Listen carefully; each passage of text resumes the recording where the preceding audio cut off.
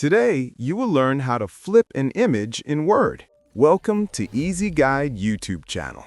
First, open your Microsoft Word document. If your image is not added yet, click on Insert, then Pictures, and select your image.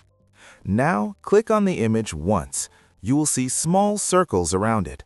That means the image is selected. At the top of the screen, click on the Picture Format tab. To flip the image, look for the Rotate button in the toolbar.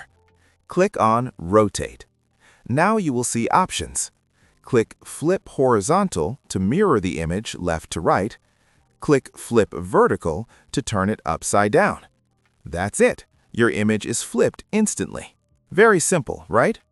If this video helped you, make sure to like the video, subscribe to the channel, and turn on the bell icon so you don't miss more easy beginner tutorials. I'll see you in the next video.